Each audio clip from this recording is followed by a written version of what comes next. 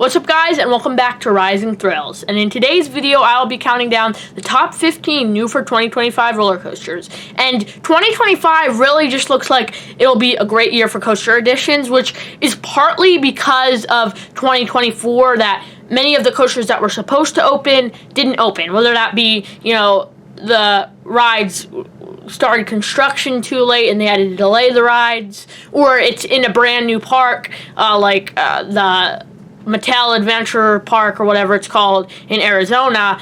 They have coasters there, and plenty of places like that where we see coasters not opening in 2024. So just all of that, and even the coasters that were not supposed, and even the coasters that are supposed to open in 2025, it looks like there's a lot of good coasters opening this year. So whether that be good or bad, obviously since last year we didn't get as many coasters as we would have liked to have. But overall, 2025 is going to be a great year for new coasters.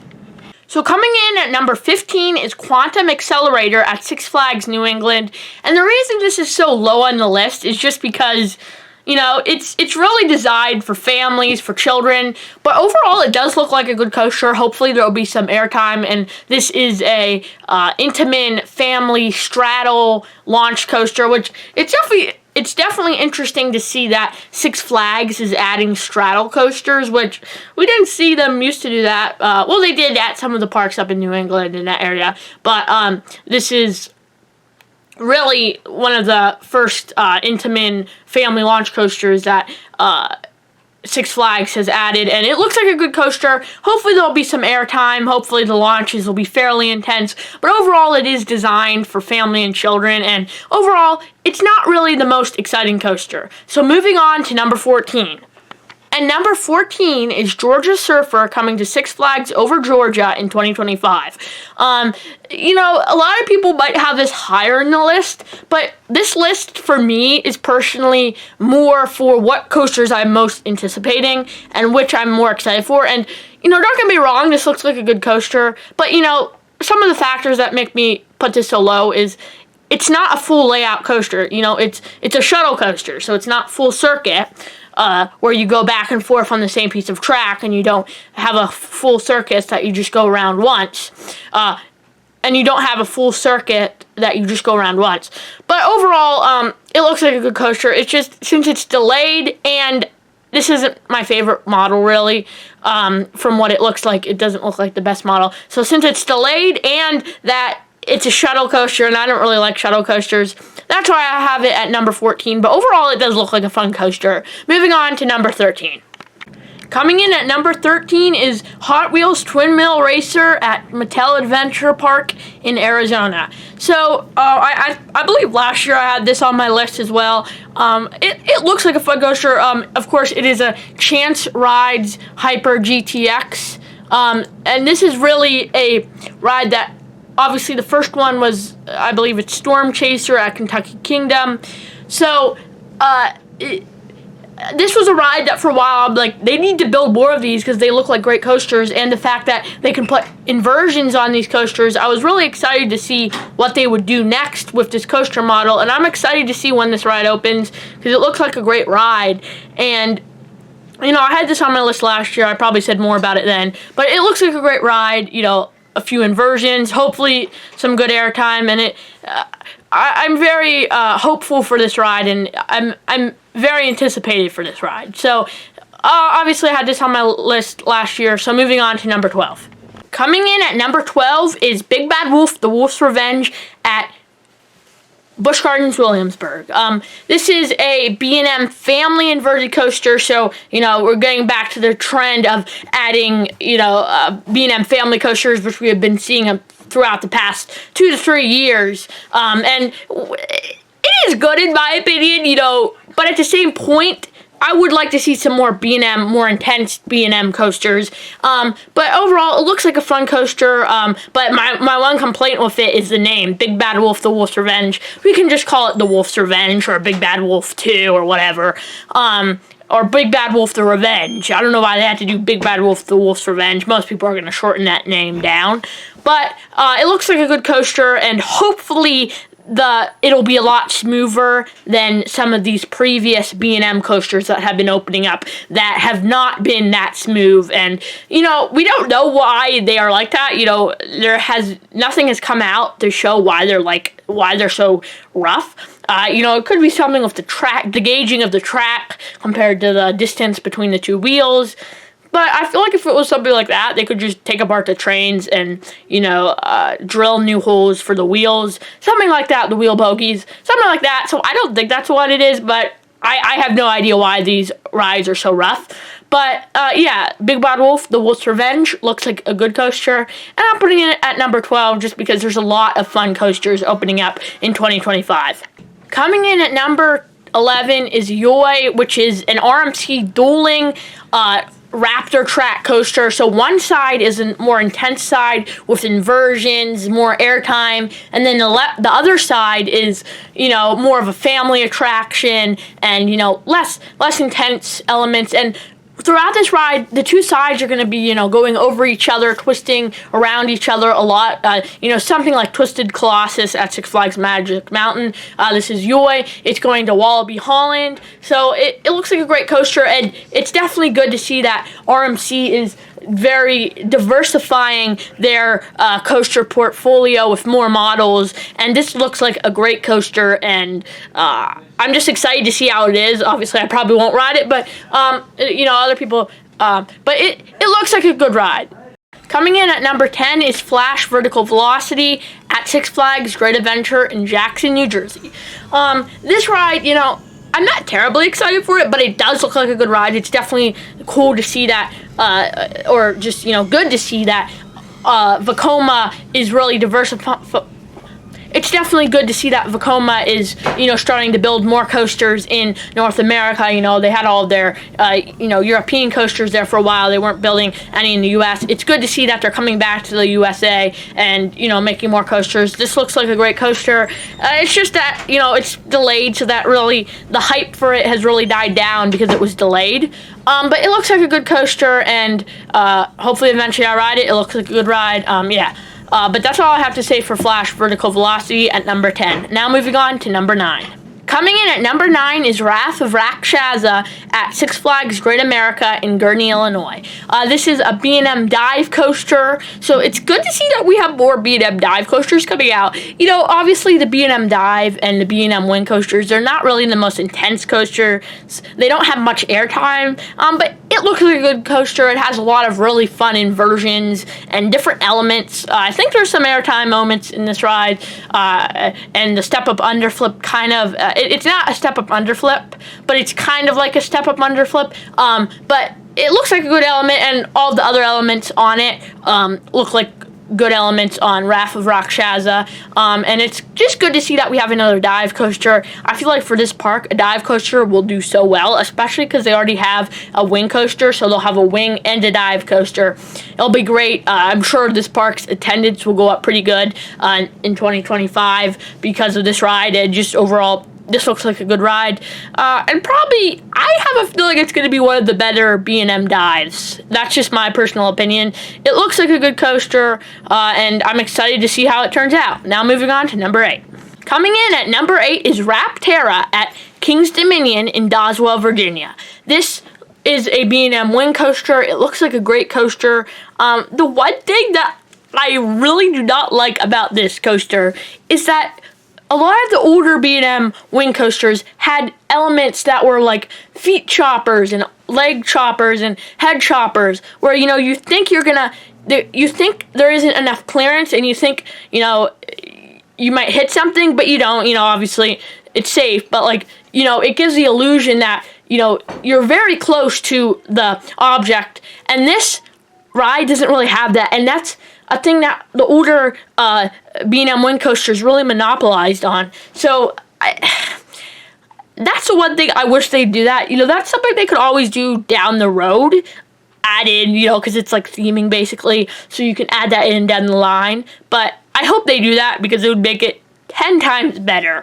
But overall, it looks like a good ride. You know, a B&M launch coaster. Hopefully the launch is fairly intense, but hopefully this is a good, worthy replacement of Volcano, which, if you didn't know, this ride is going on the same plot that Volcano was on back when it operated, and I hope this pays homage to Volcano in a good way, because from what I've heard, Volcano was a great ride. It looks like a great ride where, you know, you come out of the volcano, but that's for another day to talk about Volcano. Hopefully this Raptora will be a worthy replacer of Volcano. I'm hoping it will be. You know, some people may say it's not, but it looks like it will be a good replacement for it, and it looks like it'll have a fun launch. But overall, Raptora looks like a great ride. Coming